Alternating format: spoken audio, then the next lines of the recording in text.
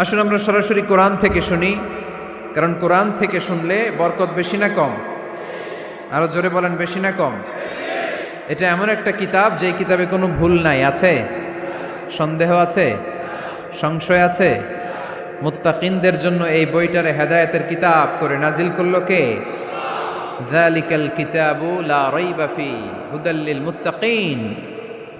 This is the book, the most authentic and original book in the world, whereof there is no doubt in it and a guidance to those who are muttaqin. এটা এমন বই যে বইয়ে কোনো ভুল নাই, কোনো সন্দেহ নাই, কোনো সংশয় নাই। মুত্তাকিনদের জন্য এই বইটারে হেদায়েতের কিতাব করে পাঠালো কে? আবার আল্লাহ বলেন, কিতাবুন আনজালনাহু ইলাইকা লিতুখরিজান নাসা মিনাজ-যুলুমাতি ইলান-নূর। নবী হে, এই কিতাবকে আমি নাজিল করেছি অন্ধকারচ্ছন্ন মানুষগুলোকে আলোর পথ দেখাতে, বামপন্থী গুলারে ডানপন্থী বানাতে, জাহান্নামী গুলারে জান্নাতি বানাতে। এই কিতাব যদি কেউ পড়ে সে মানুষের মতো মানুষ হয়। ওই মানুষ কখনো অন্যায় করে না। এই কিতাব যে পড়ে এবং মানে, এই কিতাবের শিক্ষাকে যে নিজের মধ্যে ধারণ করে, সে কখনো মিথ্যা বলে না, মা বাবার সাথে বেয়াদবি করে না। ওই আলোকিত মানুষটা কখনো টেন্ডারবাজি করে না, চাঁদাবাজি করে না, দুর্নীতিতে চ্যাম্পিয়ন হয় না, ক্যাসিনো ব্যবসায় নামে না। এই কোরআন যারা বুকে ধারণ করে এরা কোনোদিন পেঁয়াজের দাম বাড়ায় না। জোরে বলেন ঠিক কিনা? এরা কখনো তাদের কোনো কাজে জনমানুষের ক্ষতি করে না। এরা সব সময় কল্যাণের পক্ষে, এরা মানবতার পক্ষে। এরাই হচ্ছে আলোকিত মানুষ, ঠিক কিনা? মানুষ হওয়া পৃথিবীতে বড় কঠিন। খালি চোখে যা দেখেন এগুলো মানুষ না, এগুলো জনসংখ্যা। এগুলো কি? এজন্য বলা হয় বাড়ছে জনসংখ্যা, কমছে মানুষ। বাড়তেছে কি, কমতেছে কি? মানুষ। গরুর পেট থেকে বেরোলেই ওটা গরু হয়ে যায়, ছাগলের পেট থেকে বেরোলেই ওইটা ছাগল হয়ে যায়, মুরগির পেট থেকে বেরোলেই ওইটা মুরগি। কিন্তু মানুষের পেট থেকে বেরোলেই ওটা মানুষ হয় না, ওটার মানুষ বানাইতে হয়, তাই না?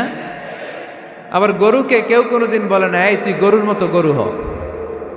বলে শরীয়তপুরে? আপনারাও বলেন না? ছাগলরে কেউ কোনোদিন বলছে, এই তুই ছাগলের মতো ছাগল হ। কিন্তু মানুষকে বলা হয়, তুমি মানুষের মতো মানুষ হও। কোরআন পড়লে মানুষের মতো মানুষ হওয়া যায়, ঠিক কিনা? এই দুনিয়া এখন তো আর সেই দুনিয়া নাই, মানুষ নামের মানুষ আছে দুনিয়া বোঝাই, সেই মানুষের ভিড়ে আমার আসল মানুষ নাই, ঠিক কিনা? আসল মানুষের বড় অভাব। মানুষের মতো মানুষ খুঁজে পাওয়া দুষ্কর। এই কোরআন এসেছে আমাদেরকে মানুষের মতো মানুষ বানাতে। এজন্য এই কোরআন থেকে শুনলে লাভ না লস? কোরআনের সাথে আমাদের সম্পর্ক বাড়াতে হবে। প্রতিদিন কোরআন তেলাওয়াত করতে হবে। আপনারা করেন? হ্যাঁ, আজকে করছেন কারা কারা দেখি? মাশাআল্লাহ, মাশাআল্লাহ, হাত নামান। প্রতিদিন যেন আমরা পড়ি। আর যারা এখনো শিখতে পারি নাই তারা যেন শিখে নেই। কোরআন পড়া যেমনি সওয়াবের, কোরআন শোনাও তেমনি সওয়াবের, ঠিক কিনা? কোরআন শুনলে রহমত নাজিল করে কে? ওয়া ইযা কুরিআল কুরআনু ফাসতামিউ লাহু ওয়া আনসিতু লাআল্লাকুম তুরহামুন। যখন কোরআনের তেলাওয়াত করা হয় মনোযোগ দিয়ে শোনো, তোমাদের উপর রহমত নাজিল করবে কে? এজন্য কোরআন পড়া, কোরআন শোনা সবটাই জরুরি। আমরা যেন কোরআনের সাথে আরো বেশি সম্পর্ক গাঢ় করতে পারি, কোরআনকে যেন আমরা আমাদের বন্ধু বানাতে পারি। আল্লাহ তুমি তৌফিক দাও। আর জোরে পড়েন আমিন। আজকে আমরা সূরাতু আর রহমান থেকে কথা শুনবো ইনশাআল্লাহ। পড়েন। এই সূরাটা মুখস্থ আছে কার কার? ও, অনেকেরই তো মুখস্থ। হাত নামান। এই সূরাটা যদি মুখস্থ নাও থাকে, এই সূরার মধ্যে এমন একটা আয়াত আছে এইটা সবার মুখস্থ, ঠিক কিনা? ফাবি আইয়ি আলা রাব্বিকুমা তুকাদ্দিবান। আমার কোন নেয়ামতকে তোমরা অস্বীকার করবে? এই আয়াতটা সবার মুখস্থ আছে না নাই? মজার ব্যাপার হলো এই আয়াতটা আল্লাহ তাআলা এই সূরার ভেতরে একবার, দুইবার, 5 বার, 10 বার নয়, 31 বার উল্লেখ করেছেন। কয়বার? 10 বার বললেও তো হইতো, 20 বার বললেও তো হতো, 31 বার বললেন কেন? তার মানে এটা জরুরি, এটার সিগনিফিক্যান্স, তাৎপর্য অনেক বেশি। যে জিনিস যত গুরুত্বপূর্ণ এটা বারবার বলতে হয়, ঠিক কিনা? এজন্য আল্লাহ তাআলা বারবার বলেছেন, বারবার আমাদেরকে সচেতন করেছেন। ফাবিআইয়ি আলাই রাব্বিকুমা তুকাযযিবান। আল্লাহ বলেছেন, এই মানব জাতি আর জিন জাতি, আমার কোন নিয়ামতকে তুই অস্বীকার করবি বল? কোন নিয়ামতকে অস্বীকার করবেন বলেন? আল্লাহর কোন নিয়ামতকে অস্বীকার করার কোন সুযোগ আছে? ওয়া ইন তাউদ্দু নি'মাতাল্লাহি লা তুহসুহা ইন্নাল ইনসানা লাযালুমুন কাফার। যদি আমার নিয়ামতগুলো গুনতে শুরু করে দাও, গুনতে গুনতে তোমার জীবন শেষ হয়ে যাবে, হায়াত ফুরিয়ে যাবে। আমি আল্লাহর নিয়ামত গুনে কশিনকালেও তোমরা শেষ করতে পারবে। সাগরের জল যদি কালি হয়ে যায়, গাছের পাতা যদি খাতা হয়ে যায়, সাগরের জল নামক কালি দিয়ে গাছের পাতা নামক খাতার উপরে যদি আল্লাহর প্রশংসা লিখতে শুরু করে দেন, আল্লাহ বলে গাছের পাতাও ফুরিয়ে যাবে, সাগরের জলও ফুরিয়ে যাবে, কিন্তু আমার প্রশংসা করে তোমরা শেষ করতে পারবে না। এজন্য আল্লাহর প্রশংসা করতে হবে বেশি বেশি নাকি কম কম? কম কম না বেশি বেশি? ফাবিআইয়ি আলাই রাব্বিকুমা তুকাযযিবান। আমার কোন নিয়ামতকে তোরা অস্বীকার করবি বল? O mankind and jinnkind, which of my mercy and blessings you want to deny? আমার কোন নিয়ামতকে অস্বীকার করবি? অস্বীকার করার সুযোগ আছে? নাই। আল্লাহর হাবিব সাল্লাল্লাহু আলাইহি ওয়াসাল্লাম এই সূরাটাকে বড্ড পছন্দ করতেন। সাহাবাদেরকে একবার তিনি এই সূরাটা তেলাওয়াত করে শোনালেন। সাহাবারা চুপচাপ, ঠিক যেমন এখন আপনারা চুপচাপ। আল্লাহর হাবিব বললেন, ও সাহাবারা, তোমরা তো এই সূরা শুনে চুপ করে বসে আছো, কিন্তু তায়েফের ময়দানে জিনদের কাছে এই সূরাটা আমি তেলাওয়াত করেছিলাম, তারা কিন্তু চুপচাপ বসে থাকে নাই। যতবার আমি ফাবিআইয়ি আলাই রাব্বিকুমা তুকাযযিবান পড়েছি, এই আয়াতের বিপরীতে তারা উত্তর দিয়েছে, কারণ এই আয়াতটা একটা প্রশ্ন। It's a question from your lord to mankind and jinnkind. এটা আল্লাহর পক্ষ থেকে মানব জাতি এবং জিন জাতির কাছে রেখে দেওয়া একটা প্রশ্ন। ফাবিআইয়ি আলাই রাব্বিকুমা তুকাযযিবান, আমার কোন নিয়ামতকে অস্বীকার করবি তুই? আল্লাহর কোন নিয়ামত অস্বীকার করার কোনো ক্ষমতা আমাদের আছে? নাই, অসম্ভব। এজন্য এটা একটা প্রশ্ন। আল্লাহর হাবিব বললেন, ও আমার প্রাণের সাহাবারা, তোমাদের সামনে যখন সূরা আর রহমান তেলাওয়াত করলাম তোমরা চুপচাপ, কিন্তু তায়েফের ময়দানে যখন জিনদের কাছে তেলাওয়াত করেছি তখন তারা চুপচাপ থাকে নাই। যতবার আমি ফাবিআইয়ি আলাই রাব্বিকুমা তুকাযযিবান তেলাওয়াত করেছি, প্রত্যেকটা আয়াত শেষে এই প্রশ্নের উত্তর তারা দিয়েছে। সুবহানাল্লাহ পড়েন। যতবার এই আয়াতটা পড়েছি প্রত্যেকবার এই আয়াত শেষে তারা প্রশ্নের উত্তর দিয়েছে। তারা প্রত্যেকবার বলেছে, লা বিশাইইম মিন নিআমিকা রাব্বানা নুকাযযিবু ফালাকাল হামদু। আল্লাহ, তোমার কোনো নেয়ামত অস্বীকার করার কোনো সুযোগ নাই, সব প্রশংসার মালিক তুমি। আবার যখন এই আয়াতটা আমি পড়েছি আবার উত্তর দিয়েছে, আবার আমি পড়েছি আবার উত্তর দিয়েছে। এরকম একবার নয়, 2 বার নয়, 5 বার নয়, 10 বার নয়, 31 বার এই আয়াতটা তেলাওয়াতের পর পর জিনেরা এই আয়াতের উত্তর আমার সামনে দিয়েছে। সুবহানাল্লাহ পড়ো। লা বিশাইইম মিন নিআমিকা রাব্বানা নুকাযযিবু ফালাকাল হামদু। We cannot deny any of your mercy and blessings. All praises to you. All praises to you. সব ক্ষমতার মালিক একজন, চিল্লায় বলতে হবে, তিনি কে? তিনি হচ্ছেন আল্লাহ। সূরাতু আর রহমান, সূরার নাম কি? আরো জোরে বলেন। কোরআনের 55 নম্বর সূরা এটা। কত নাম্বার? আয়াত আছে 78টা। কয়টা? সূরাটা মাক্কি সূরা। কি সূরা? এবার প্রশ্ন করি, উত্তর দেন। এই সূরাটা কোরআনের কততম সূরা? 55। আয়াত কয়টা? 78টা। মাক্কি না মাদানী? মাশাআল্লাহ, এই তো আপনারা উত্তর করতে পেরেছেন। এই সূরাটার একটা চমৎকার নাম আছে।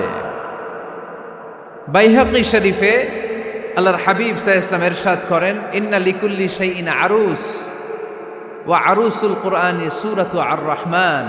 আল্লাহর হাবিব বললেন, সবার জন্য একজন নববধূ আছে, কোরআনেরও একটা নববধূ আছে। কোরআনের নববধূর নাম হচ্ছে সূরা আর রহমান।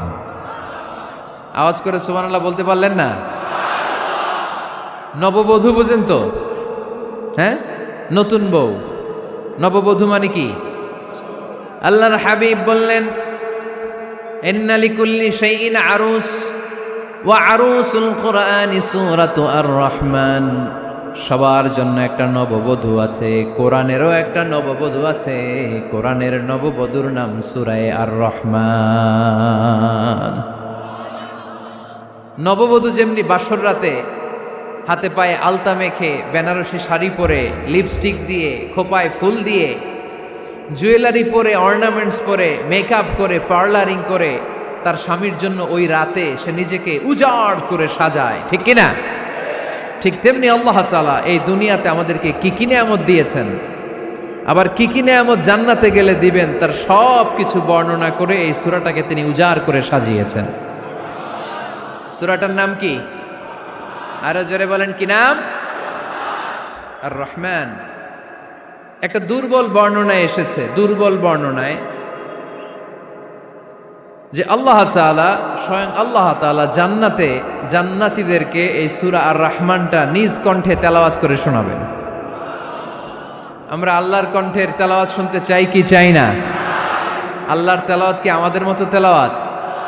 আল্লাহ দেখতে কি আমাদের মতো? লাইসা কামিসলিহি শাই, তার মতো কেউ নাই। তার মতো কেউ আছে? তার মতো কেউ নাই। তিনি তার মতো। তিনি কার মতো? তিনি তার মতো। লাইসা কামিসলিহি শাই।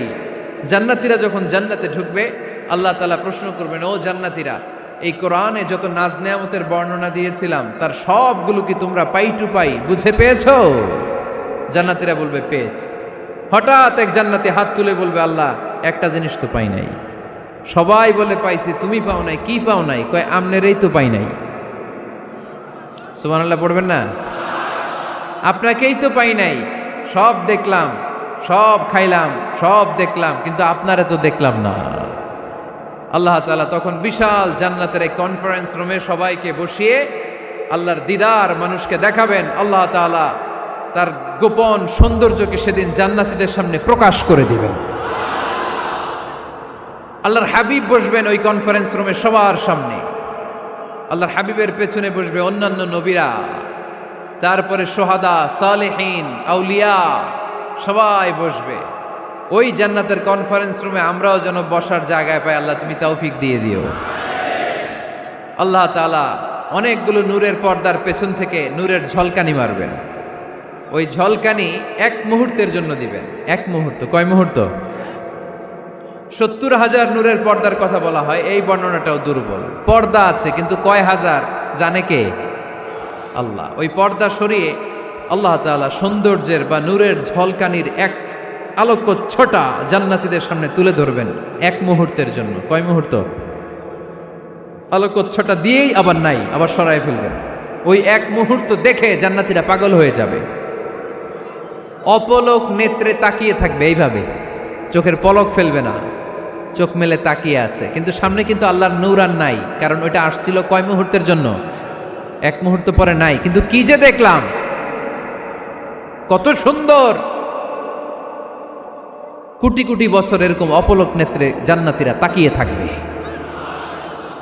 ইন্নাল্লাহা জামিলুন ইউহিব্বুল জামাল। আল্লাহ নিজে সুন্দর, সৌন্দর্যকে পছন্দ করেন। আল্লাহর চাইতে সুন্দর কিছু হতে পারে? চিল্লায় বলেন, পারে? পৃথিবী সুন্দর, মানুষ সুন্দর, আসমান সুন্দর, জমিন সুন্দর, সুন্দরে সুন্দরে পাল্লা। জানি না কত সুন্দর তুমি আল্লাহ, জানি না কত সুন্দর তুমি আল্লাহ। সুবহানাল্লাহ পড়েন। আল্লাহ তাআলা তার সৌন্দর্যকে সেদিন জান্নাতীদের সামনে তুলে ধরবে। এই সূরাটা নাজিলের একটা ব্যাকগ্রাউন্ড আছে। আল্লাহর হাবিব সাল্লাল্লাহু আলাইহি সাল্লাম মক্কার জমিনে কাফিরদেরকে দাওয়াত দিতে লাগলেন, আল্লাহর ইবাদত করো, আল্লাহর জিকির করো, আল্লাহর প্রশংসা করো। এরকম দাওয়াত দিতে দিতে কিছুদিন পরে বিষ্ণু সাল্লাল্লাহু আলাইহি সাল্লাম বলতে শুরু করলেন, রহমানের ইবাদত করো, রহমানের জিকির করো, রহমানের পায়ে সেজদায় লুটিয়ে পড়ো।